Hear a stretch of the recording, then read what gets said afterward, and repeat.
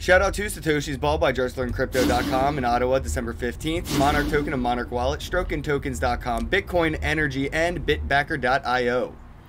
Shout out. Hey, how goes it? Ken Bozak here talking about Bitcoin and Bitcoin accessories. And today I'm here with my bro Ari from jalapeno.io. How goes it, bro? Thanks for joining me today. Love that blazer.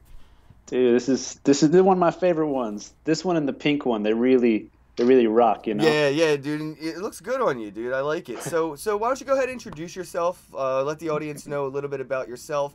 Maybe who you are, how you got into cryptocurrencies, and what you're doing now in the industry, in the space. Yeah, so I first came across Bitcoin, I think it was actually in 2009.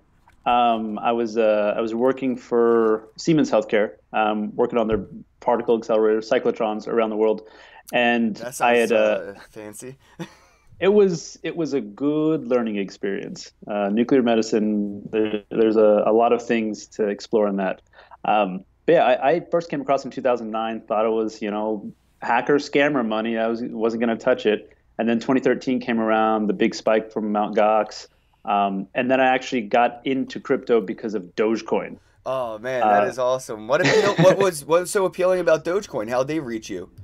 Well, it was an article on Reddit, and someone had posted like, oh, what about Namecoin? What about Mastercoin? And then what about Dogecoin?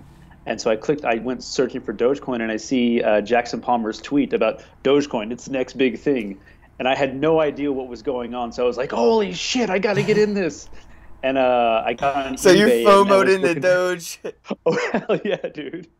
Got on eBay and found like 25,000 Dogecoin for I think like $45, and I was just like, just buy. I don't know what I'm doing, but I need that. And then I figured out, oh, so I need a wallet. Okay, so let me go get a wallet, download the chain, send my address to the seller, and then I was in, and I was just absolutely obsessed with it.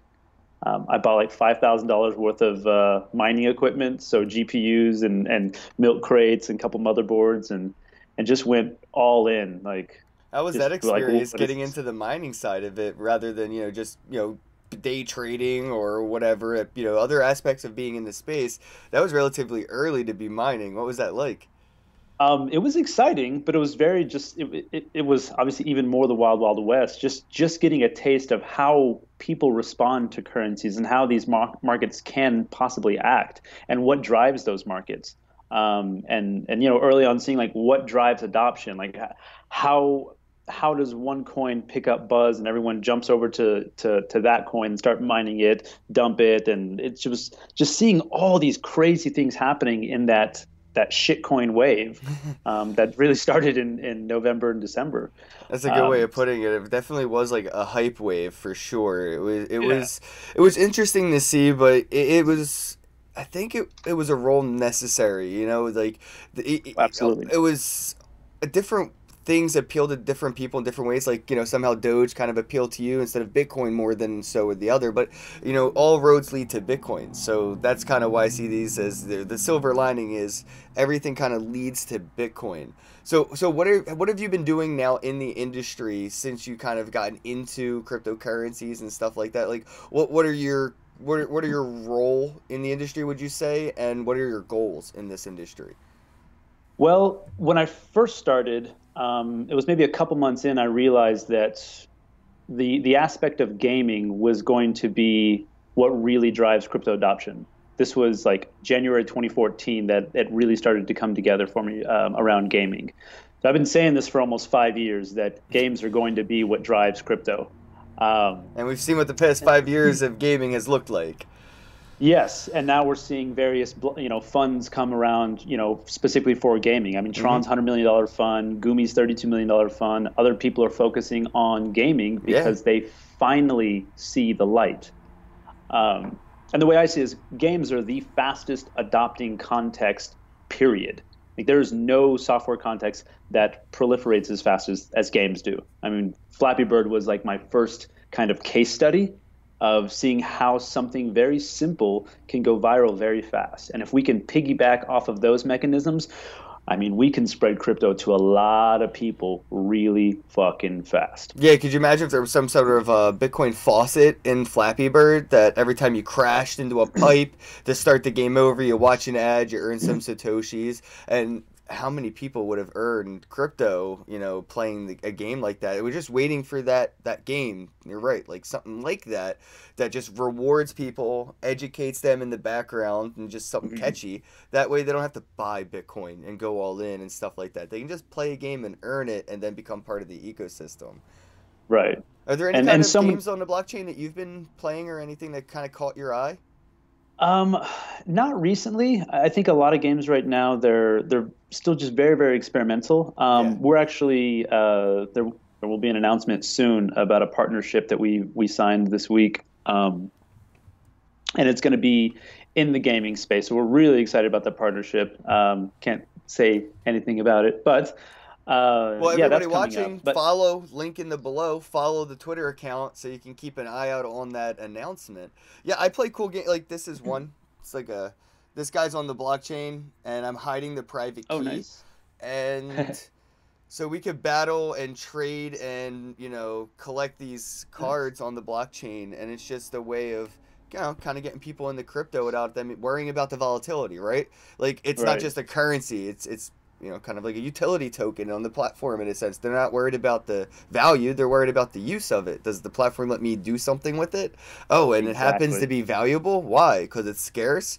Oh, how do I make use of it? Oh, it's peer to peer. Like it's that domino effect of learning about the technology and stuff like that. So you've been in this space for a little while now. Where have you seen as far as like what the sentiment and the atmosphere was then? Like, when you kind of got into this space, where was your, perspective as opposed to where it's kind of gone now? Like what was it like, kind of like for the viewers now, they're kind of just getting into the space. They're seeing chaos and carnage, right? Like, Bitcoin Cash into Bitcoin Satoshi Vision, and now all this other craziness, and we're seeing a lot of regulations kind of come in, and it used to be the Wild West. What was that like? It was actually a bit lonely, to be honest. That was a big Going to part of it meetups because and nobody shows up. yeah, well, there weren't meetups. So I was in San Antonio, Texas at the time, and there were no meetups. There was no one that knew what Bitcoin was.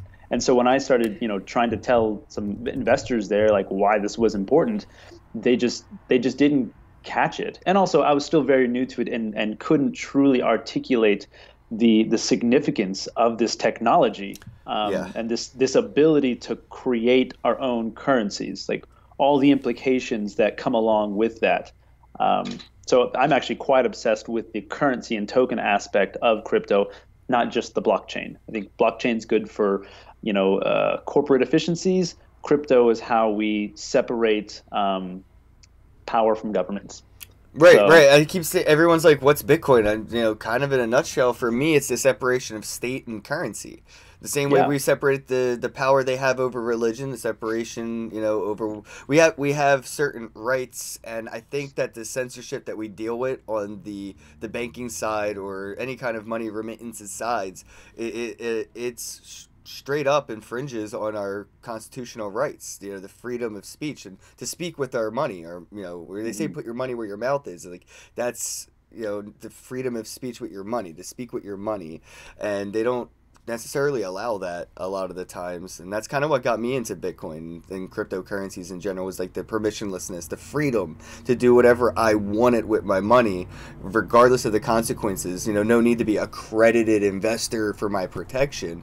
I was able to take risks and reap rewards if so, and a lot of people are disenfranchised from that because of the regulations and the red velvet ropes they have to go through just to take a chance. If you wanted to Mhm. spend 50 grand at the casino, no one's there to see if you're a credited gambler. Right. So how's your Mm. journey in this space been since then? Like, what are some of the things that you've come to realize about the technology, since it isn't just money? A lot of people kind of come into this space like, oh, it's just, magic internet money. This is programmable currency. This is data worth something that, it has all the aspects of money. It can be measured, transferred, all that. But what have you kind of seen as, you've been in the space now? Well, greed brought me into space, just like a lot of other people. You see the price, you see the prospect of, something's low now, but it could explode like Bitcoin. That brought me in the beginning. I kind of got past some of that and focused more, or I guess kind of understood more around purpose. And I was thinking that if we can Came if for we the can get these Lambos, stayed currencies for the revolution. exactly, yes. Yeah, if we can get these currencies to enough people, this can effectively be a global redistribution of wealth because the spikes are going to continue to happen, and they always happen higher. And so I saw that this was an industry that could not be killed. You can manipulate the currencies, you can try to crush Bitcoin, but you're not going to get people to stop believing in what it's capable of. And I think that's what we kind of saw this past, couple of years was that a lot of financial interests came in and wanted to see what the market, could do, test its resiliency. And we've been seeing, just market manipulation since the very beginning. That's how we got here. But it has provided value and liquidity in the market, so I'm not going to complain about it. In fact, I am all good with all the manipulation that's happening right now because we're learning so much, and we're testing waters of what is possible with the technology, with new tokens, with governance systems, with voting systems, with just a broader use of the technology. So the greed, the manipulation, it has brought a lot of people into this space, and we can't fault that. The eyes are on what's going on here, and there were a lot of scammers, just like the shitcoin wave in 2014, the ICO wave. There was a lot of people with a lot of talk and not a lot of execution.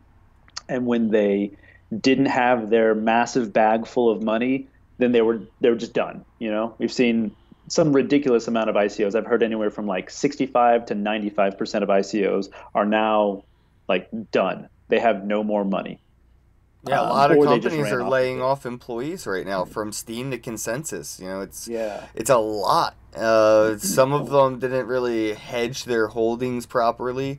for being a business, considering the fact that they have employees and a payroll and marketing and everything. They being all in on a volatile currency like crypto wasn't maybe the best business move. And I mean, look what happened with things that even raised $4 billion worth of Ethereum. Not to point any fingers, EOS. Like they were there to sell it for fiat in the long run, so they were just sitting there dumping back on the market. It only affected the investments, as we've seen, negatively. But like you said, we've only really seen a lot of people just talking about things, not so much getting done. And that's what I think the difference is going to be when we start seeing these guys be held accountable. If you don't have, if you're vaporware and you're out there getting investors and you never really even intended to become something, you're going to be Hmm. held accountable for that, and you're going to get arrested or become sued and have to pay back your investors, or whatever the case may be. You'll be held accountable, and that's what a lot of these bigger investors are waiting for, is that regulations that they're used to, the accountability that somebody has when they put a large amount of money into their projects, because all these ICOs, all of them have ripped off anybody who put money into their project, because none of them done Yeah. anything. It's been a pretty uneventful year for ICOs. Hmm. Well, I think right now, because the market is down, this is the perfect opportunity to take equity investments and to build rapidly because the market is going to pick up, be it next month or next year, Right. the year after, whatever. The market's going to pick up. It's simply it there's no way it can't because people are building. Like that 5% is still building. The big players that were in the space previously, they're still building. Yep. We're building. We got affected by the crash as well mid-year because we ran out of funding and no one was investing in anything anymore.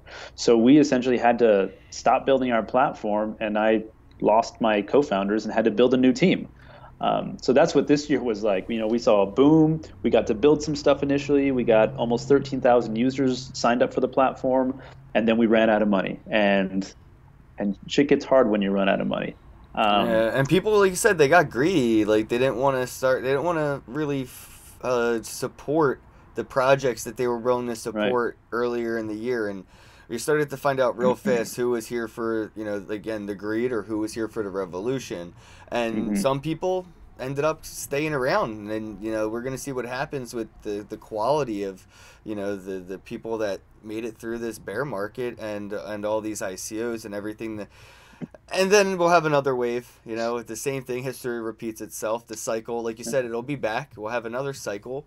I don't know what it will take to get us there. It's an interesting kind of like thought. Like what got us to that all time high momentum. Even without the OTC markets for the institutional investors, we made it up to freaking $20,000 a Yeah. Bitcoin, almost $15,000 in Ethereum, and like $500 a Litecoin. Say what? And that was before we had, all of these avenues, all these on ramps that, large money now has. We have, the CBOE, they have their futures. We're going to have an ETF sooner than later. I mean, it's just in high demand. The people are demanding it. It'll be approved sooner than later. And what else do we got going on? Fidelity just started moving in. They just announced that Oh. they are mining. They've been mining since like 2014. See, I think it's so funny how so many of these financial institutions they've played the market. They've played the people. They've talked it down. They've shat on Bitcoin. They've shat on crypto, and the whole time they were in the back, like trying to take advantage of it. History And that repeating should, itself. yeah, that should really say something to the general public that literally the banks Well, what don't does give Warren a Buffett fuck say? about you. Whatever the mainstream is saying and doing, run the other way. Yeah. When people are running, when there's blood in the streets, it's time to buy. And that's when Yeah. it was, until the mainstream media started talking positively about cryptocurrencies. And then Mm. it was time to sell the news. Buy the rumor, sell the news. It was pretty much Warren Buffett blanket statement investing this entire time in crypto. You could counter trade CNBC. Crypto trader, you could just counter trade them all year, and you could see how much you would have made just going against the mainstream media. But Right. but that Oh, sorry, Gad. I mean, speaking of media, like the way that it was used, late last year, one thing that I noticed was, I think it was around December, where all of a sudden on like MSNBC, you started to see things asking like, is XRP a good buy? And I'm just like, where the fuck did that come from?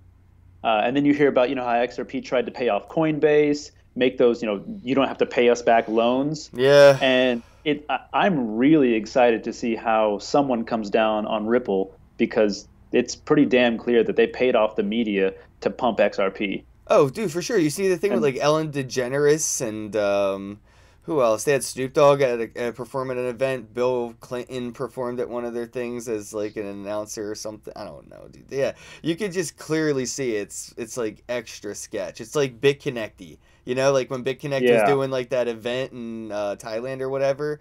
I was like, oh, that just doesn't feel right. Let's do a Tupperware party event on the blockchain. Like, no, no, it's a scam. You don't do that. uh, uh, So personally, throughout the year, I've been to like 40 conferences. I think a little bit more maybe now, and I've seen you at quite a bit. So you've had a bit of a little journey of your own. What's it been like, being in crypto, and what has it kind of shown you about like anything? Have you had any like epiphanies of any sort where I kind of learned a lot going down this rabbit hole personally. I think I could care less about money. I could care less about banking or stocks or any of that shit until I kind of ran into the KYCs and the red tape and the accredited investor stuff, and I don't know. And then I found out about like fractional reserve banking, and cryptocurrency kind of woke me up to a lot of things that I didn't even know bothered me. So I was just wondering, what has your journey been like throughout the year, like in this space? Because it's been a hell of a friggin' ride for me. it has been a hell of a ride. Yeah, I think I've been to like 8 conferences, 7 or 8 conferences, and there has definitely been a change in what we've seen. Um, and the one thing that I've learned, particularly over the past, I would say 6 months, is when I really like came into my own understanding of why I've been in this space and why I've been pushing mass adoption. And it really has turned into a social movement. Effectively, I see crypto, specifically the currencies and the ability to capture, the value of ideas, um, as a way to start ending human suffering. Because we have the ability to get technology to everyone. I mean, it's happening in Africa, like it's in India, and people are getting on board. In 7 years, all of the world, pretty much all of the world, will have access to a mobile device. And I think this is kind of echoing what a lot of people are saying, but this truly can transform the way that we think about value. And now later in the year, at these later conferences, we see that there's a lot more people that resonate with that message. The a lot of the finance bros have left, which is nice, but they'll be Yep. back. They will always come back because that's what they do. They know how money acts in a straight line, which is, well, not the only way that money can act now that we can program it. Yes, exactly. Yeah, it's you're right. It's out of their hands at this point. It's out of their minds. That's the thing. Well, that's why They we need the time to build the things for those people to come and invest in, right? No more ideas, no more vaporware. We need hard, shit that solid works. projects that were exactly shit that works. And then those whales will come dumping their bags back into the market, and it's not just that they'll actually have avenues now, like these Coinbase announced their OTC market, right? Like these things that haven't existed are now in existence. These on ramps exist for them to be able to get in without having to go through shady third party escrows that charge fees on every side. That's what was happening before they had these other avenues. Yeah, and we got a shakeout, and now we have all these great, really powerful platforms that are coming out of that shakeout. So the next year, the next 2 years, I am so excited for because of, now a lot of people are finally catching on to the importance of education, which we've been saying this for a while. You guys are doing that. Everyone is really, really latched on to, we need to bridge that gap of understanding, and we cannot force people to come into the space. We have to provide a context where they feel safe stepping into it. And we have to build trust with the layman consumer, because at this point, they don't know. All they know is what they've seen on TV Yep. or heard on the radio. And it's okay, Bitcoin Misinformation was at this. most. Oh, so much. And just the wrong bits of information to actually understand what this is. Yeah, They it's think it's a anonymous stock that, drug money or yeah. something, or yeah, it's a stock. Yeah, exactly. And you know how many people I have to explain to that it's not great anonymous drug money. I mean, just the other day, they announced two Bitcoin addresses have been publicly blacklisted for being known to be associated with ISIS and terrorism. So how anonymous the fuck was it? It's anonymous until, and then all of a sudden they find something out, but they didn't mention. Oh yeah, it's not that anonymous after all. Like no, no, people have such a common misconception about it, or think again it's a stock, and it's like, oh, I have to buy a whole one. That's a little too risky. I'm like, no, you could buy a fraction. That's the best part. The problem with the stock market is you can't get the hell in, because if a stock like Facebook's at, like, well, not anymore, but Or Berkshire. yeah, at some Or you point they can't get were. Berkshire. Right. It's insane. So this isn't for you. It's not like you can even take the chance to get in. So I think this is a fair way to invest in things that have potential, even if it is high risk. It also has high reward. It has over time, and the only thing that's gone down in Bitcoin is the price. Like that doesn't reflect on the quality of the technology. That has increased tenfold, throughout the Mhm. year. It's not like the price going down affects the quality of the technology at all. All right. And we've seen so much progression of the technology. I mean, I'm agnostic. I'll just say that right now. I'm pretty agnostic. Every currency that's driving innovation deserves credit, and I see so many new things coming out of space as everyone else. But I feel like we're at like crypto version 9, based on the way like technology has progressed since the very beginning. So and people don't realize how much it has progressed. They think it's this one thing that's like an app that blew up and then crashed.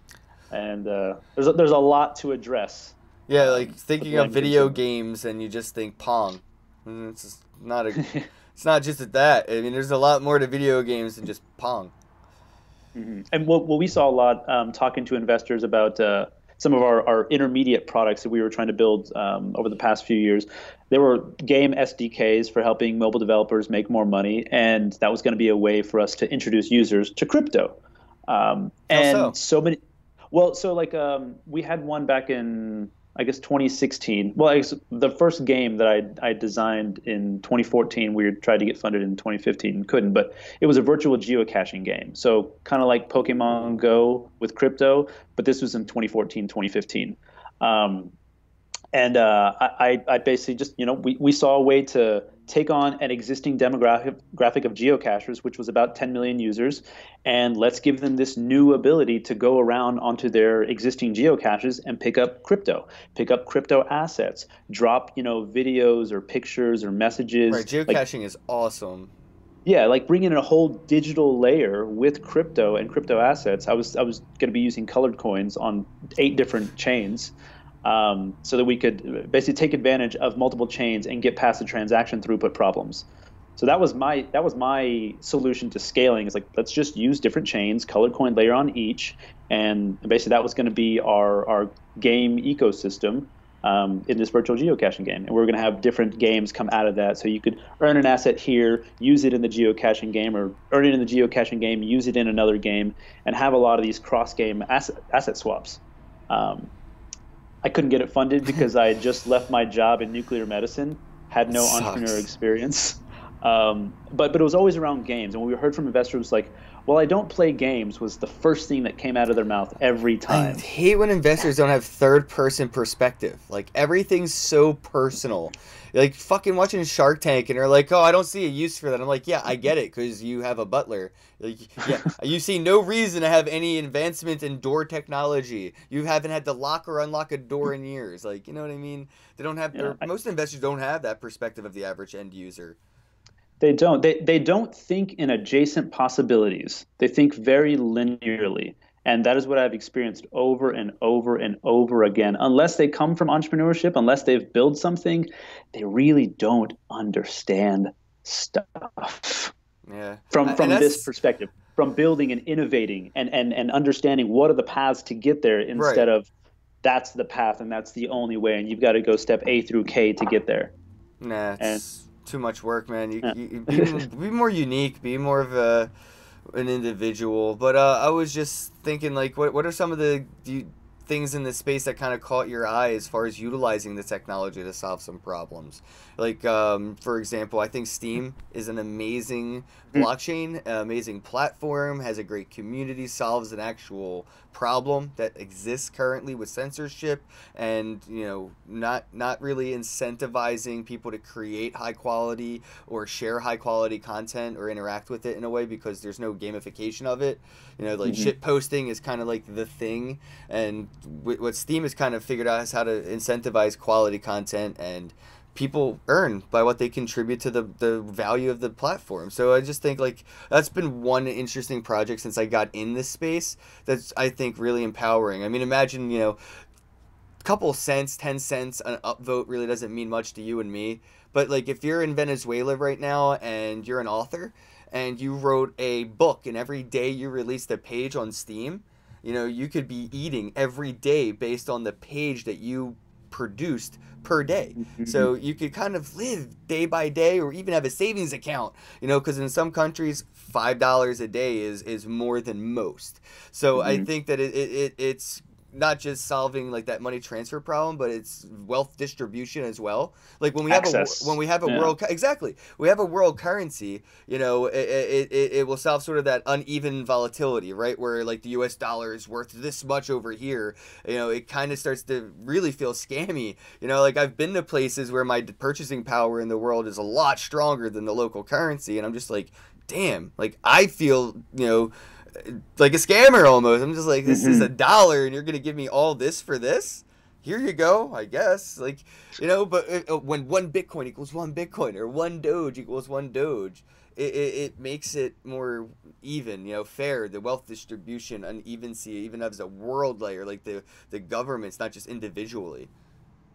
Right. Well, and I see a lot more platforms are going to be taking advantage. I mean, even our platform of this of the ability to distribute funds via various kinds of micro tasks, Right. contributing to a platform. Like contributing your thought is so important to open up to people because that's something that anyone can partake in. And if we can make an action as simple as sharing your thought, sharing your opinion, sharing your contribution as a way to earn income.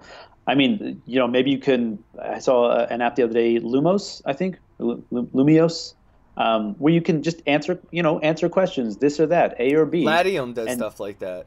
yeah, there's a lot of people starting to gamify this distribution of their currency, and I think that's really going to enable a lot of population in third world countries to start accessing this wealth and changing their lives. Mm. You Yeah, know, we've if, seen if this with like the survey apps that kind of became popular, but 90% of them were scammy. Same Mhm. thing with like the Bitcoin faucet apps. Like, a lot of them were just scammy faucets. But now we're seeing these platforms come out, and they're basically like I would say like a bulletin board on like a college campus. You just come up and take a little flyer and you perform the task and you can earn. It's Mhm. like the Craigslist of the blockchain kind of. These companies or projects or platforms are kind of putting the people of the internet to work, right? Like, oh, we live on the internet. I interact 99% of my day is on the internet. So, to earn an income from doing tasks on the internet is just natural. That's where most of my time is being spent. So I feel like what they're doing is building the future of the micro economy that does live on the internet, because a lot of the physical things will be done by like AI and machining, self-driving Mhm. cars or the machines at McDonald's where you order your food instead of speaking to an actual human. I feel Well, yeah, like we're getting obsoleted out of our matter-based reality, and matter base. the last thing that is truly available and valuable that we hold is our time and our thoughts, Yeah, our our creativity. Yeah. consciousness. That's going to be the last thing that humans have to value because everything else can be automated and it will be automated. So this kind of comes back to like my own spiritual and emotional journey that I've been going through really this year. The crypto markets were a very big part of that, and they tested me emotionally. And I started meditating like 4 months ago, and have just like had some various experiences, some profound psychedelic experiences, um, and now see this broader perspective of the world, and kind of how everything works, which provides this really comforting clarity on on how we move forward. Um, but I'm finding so much more strength internally, strength in my emotions, strength in control of my emotions, strength in my spiritual connection with myself, and it's made me realize uh, how valuable what's inside of us is, and that can't be automated. So I think we're going to see um, kind of a spiritual revolution come along A with spiritual crypto. renaissance. Yeah. Yes. Yeah, because I mean that's where a lot of the focal point energy will be. The mass conscious will be the focusing on self betterment in that funneled Yes. direction, and that's when we see these renaissances. We've seen them before. I mean, I recently have seen it. With competing with the technology and the way we have gone to city civilizations instead of like the tribals. Mhm. It's not that friggin' long ago we weren't just using this stuff all across the US. You had to go state to state. Ah. You had to go state to state because every state had their own tender, their own currency. So if you Pennsylvania fiat, then Delaware fiat, and then before that was so we've seen these happen before, and it's around currency revolutions as well, or evolutions of currency. We see these points in time where we kind of evolve as a whole and become less shitty people. With the technology that we have overall, like there are bad actors, but we've become a better society, because of the technology, the way we implement it. Otherwise, we'd already been doomed by now. We'd be living that post-apocalyptic, era. But we're not there. So obviously, we've Right. been doing it for the best, and I'm really excited to see how this plays out in the future for the betterment. Everybody is like, "Oh, what about the drugs and the bad actors and dark web?" And I'm like, "Yeah, but what about opportunity and freedom?" And that's what I really think is going to be the biggest wave out of this is people are going to realize that the freedom is a perspective, and they didn't realize that if they widen their perspective, there's a lot of fence. Yes. Yeah. Or there's no fence.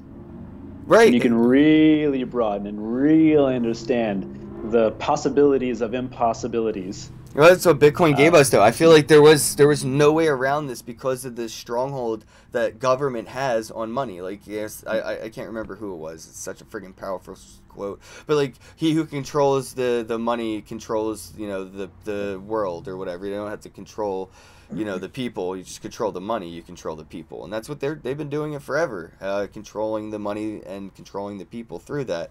And Bitcoin was like, and then I was at Money 2020 in Vegas, and I even said the Federal Reserve, yeah. they had to have a booth there to kind of like promote themselves. And I was thinking, like, damn, like it's bad when the I saw Federal that Reserve picture. is marketing and Dash is right next to it. And there's Fusex and Pontiacs, and then there's MasterCard and Visa, and I'm just like, dinosaurs.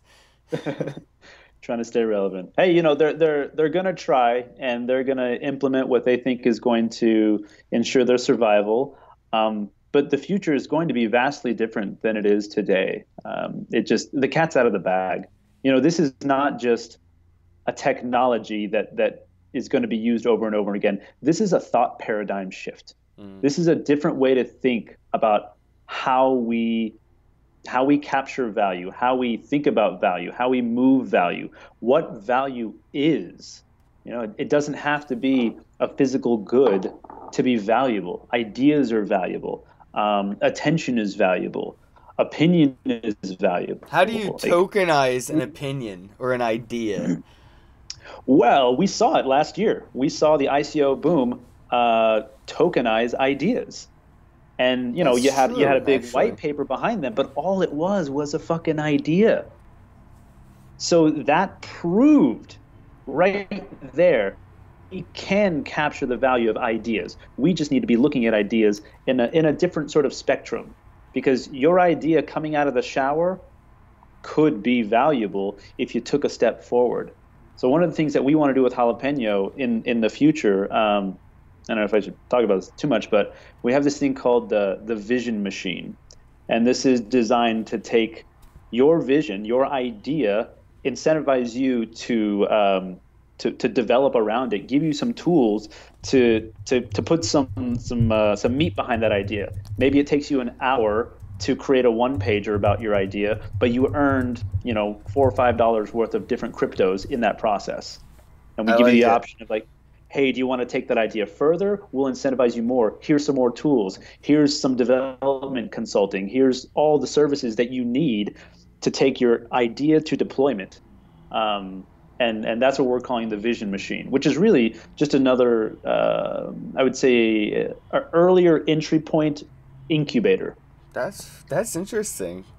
Yeah, See, and these are and the I'm kind of tools that we need, right? Like self teach a man to fish, so to speak, right? Teach a man to yes, code. yeah, and I've taken a very different approach. Even when I came into this industry, was like, yes, I came in for greed, but it wasn't like once I got past that, which was pretty quickly after a few months, like understanding the power of this, it was okay. The goal is getting it to everyone. The goal is getting everyone to the point to where they can use it.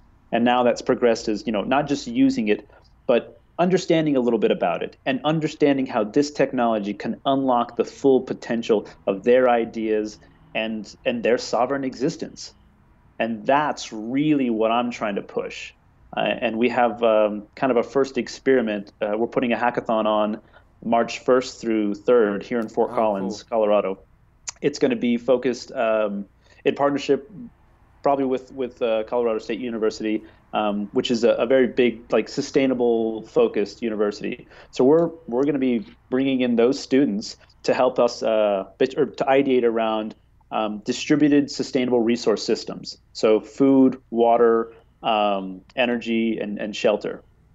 And this is really what I see as being like the baseline layer that's going to get implemented in Africa and South America and, Native American tribes locally, to start setting up these systems that give them global access to finances, allow them to fund whatever micro resource grid that they need for their communities, and start creating these fully self-sustainable, community-owned resource centers. And that's really what I see the future as being, is a connected, distributed resource system. And as we start to move towards, complete access to basic resources, we move towards a resource-based economy. And money becomes less and less important in the grand scheme of operations. So, it's going to have its place. I don't know when or if it's going to be phased out. I personally think that we can do a lot of things with the new technology that just obsolete the current concept of money. But we'll see. We'll see what happens in the future. But I'm really focused right now on cultivating people's ideas to solve, like, the most basic access to resource problems, because that's how we're going to lift up the whole world. Yeah, and I'm with you on the whole losing the money thing. It's not. I don't think that money itself will always be a part of our culture. I think eventually we'll evolve to a state. We don't need money anymore. We'll be either we'll be plentiful in supply and resources, or other way around, and it'll be chaos. So we don't have to worry about money. Bullets and gunpowder will be money. But I think you're right.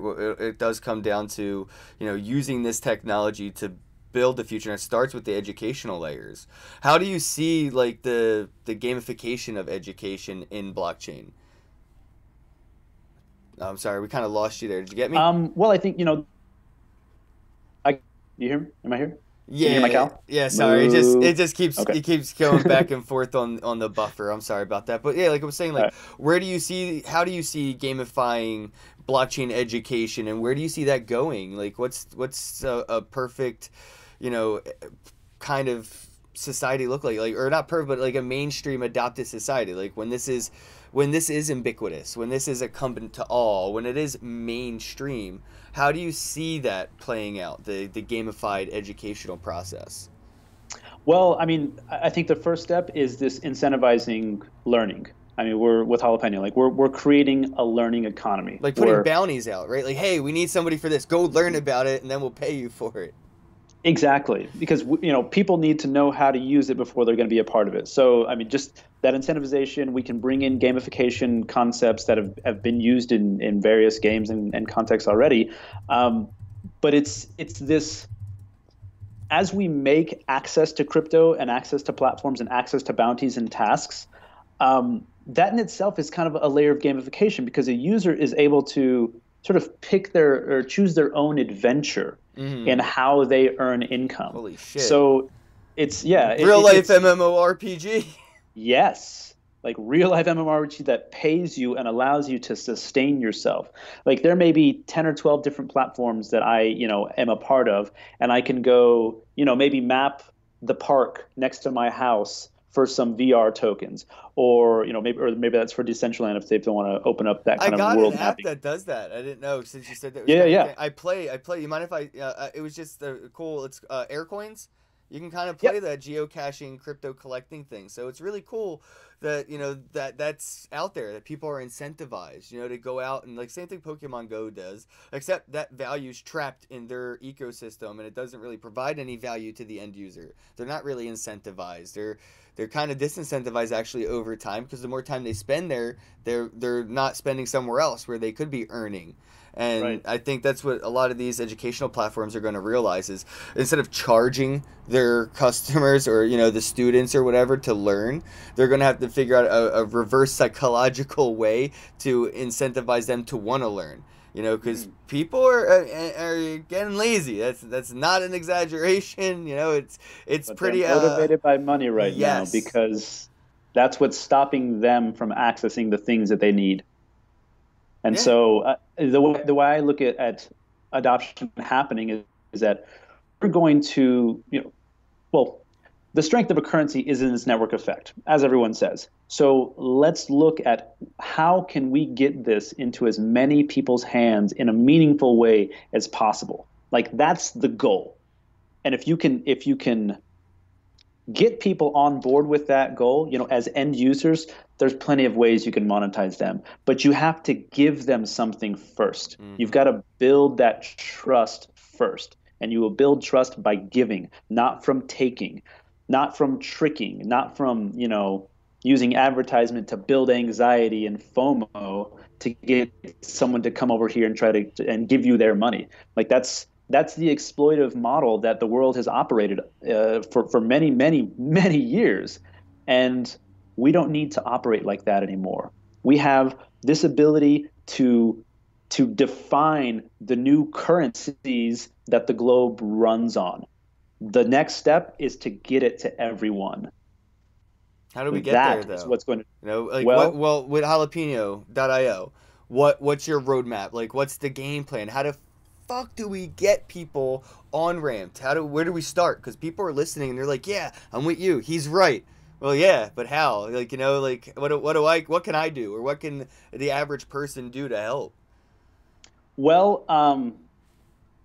I'm gonna have to hold back a few details about the master plan, but I will say this: it is my goal to have 1 billion new crypto users in 2 years, and I see that Jalapeno can do that with our future plans. So I'll leave it at that. When you see us doing something, come check it out and seek to learn about it. Don't seek to criticize it because I've been thinking about this for 5 years, and this month and next month we are really gonna have the opportunity to show the world what we are truly capable of. So So, just So, wait and watch. all right. So check it out, guys. The links are in the description box below. Obviously, there's announcements to be made as time goes forward, so you might want to keep an eye on that. Check out the platform, check out the website. Let us know what you think in the comment section below. And I was just wondering, maybe for the audience sake, some of the things that maybe you've learned, maybe mistakes you have made, things that you wish you knew before you got into crypto. Just a couple pieces of advice for the audience that you may have learned along the way, something to give them a taste of what they could get out of jalapeno.io. Well, so we're building a new MVP right now. What we really want to teach people, and we really want people to take away, is that, well, take it a little, control your emotions. Don't jump into the FOMO. So right now is actually one of the best times to get into crypto because it's not so crazy. Right. And so it provides everyone a much more stable emotional state to understand what's going on. Um, so if anything, it would be that advice, like start learning now, and we're going to be pushing that through various channels. But right now, the first step for crypto is learn, learn, learn. Yeah, guys, start doing your own research, and not just in your own interest, right? Like, think outside your wheelhouse. If you're a trader, learn about mining. You learn about proof of stake. Learn about tokenization. Is the thing you're trading. What does it do? How does it work? Hmm. Or if you are mining, kind of keep an eye on the market. See what people are doing as far as trading. Like, you have to kind of keep your finger on all pulses. This Hmm. beast has many hearts, and Yes, the it's not. system. It Yeah, is. it's not just as easy as TA. It's really not. There's a lot of different things that come into play here, and you can kind of find out where you fit in, right? Like, this isn't just for. I would say it is kind of for smart people. It's not rocket science money though. Right now, it is. We're going to Yeah. make it easy. Yeah, it's gonna get easier. So just get in where you fit in now. Maybe you're a graphic designer and you work, for a company somewhere doing XYZ, reach out to a project like Monarch Token and see if you can design their logo for the Android App Store or something, like, or whatever you do. If you do sound effects, see, maybe you can do sound effects for an exchange or a wallet or I don't know, but just whatever you do is try to figure out where you can contribute in this space. And check out jalapeno.io to learn out maybe where that is. Find out where you fit in. Or learn enough to fit in somewhere. But I think right now is the time to capitalize on acquiring more knowledge. This is the time to go all in on knowledge. That's for sure. Yeah. So as somebody who's big on learning and stuff like that, where's one of the places that you kind of go when you're trying to, do your own research? Like when you're trying to like get your daily info or just trying to get, learn about something yourself, where do you go to kind of brush up on your stuff? Well, so I've been doing a lot of audiobooks lately because I've been having to drive a lot. That's been really great. And recently finished The Truth Machine just to get up to date on what are the publications that are going out there. And Truth Machine was fucking awesome. I hear a lot of good things. Actually, I haven't gotten around to that. I'm still on Andreas's. Oh, dude. Like it speaks to the visionary in me because it's really talking about what is truly possible with this and how can we transform the world. And here's a bunch of different, yes, hypothetical and theoretical use cases, but like those can still work with enough vision and with enough perspective. We can make all of those things work. Mm-hmm. So broaden your perspective, broaden your vision, and start thinking systemically. Because everything is attached to something else, and that makes our entire global system. So how deep into that systemic understanding do you want to go? That's up to the user, but that's definitely it's a way that I think, and it allows one to see a lot if you look at a lot. Yeah, perspective, guys. I'm telling you, widen it. Don't be so narrow. Try to look around things. It's 3D over here. You can look around and see what things are really like. I wanted to see what your nutshell elevator pitch is to kind of wrap things up. If you wanted to let people know where they can find you, follow you, the team, your project, let them know now where they can follow you and stuff. The links are all in the description box below. And I'll ask the follow-up question there. Twitter, pretty active, well, fairly active there. I think Twitter has finally found its use case, at least within, the crypto ecosystem. I found it pretty relevant there. We're on Facebook. My Twitter is RE13, AARI13. Yep, linked below. Got all that, yeah. But a nutshell, well, we are really trying to better people. I think Steve Jobs had a good vision in using their devices and the iPhone specifically as a way for people to capture more of themselves, to be more of themselves. I think that's really what we're trying to do, but we're giving you skills and we're not selling you a product.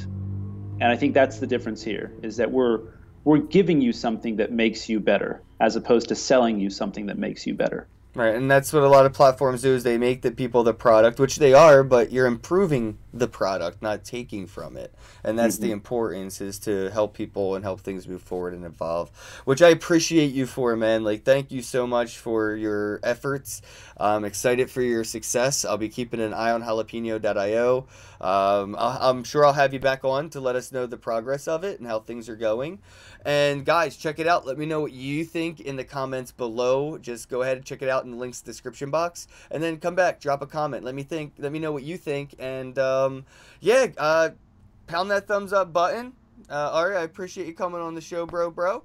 Thank you, Ken. Don't forget to subscribe, guys. Click subscribe and flick the alert bell. It looks like a bell. If you flick it, it makes like a ding sound. If you don't believe me, just try it, and it probably won't happen. And get your friends to try it too. Yeah, exactly. Maybe it's your phone. Maybe your friend's phone will do it. And try another phone if that phone don't work. And all right, guys, thank you so much, bro. Appreciate you guys. Have a day.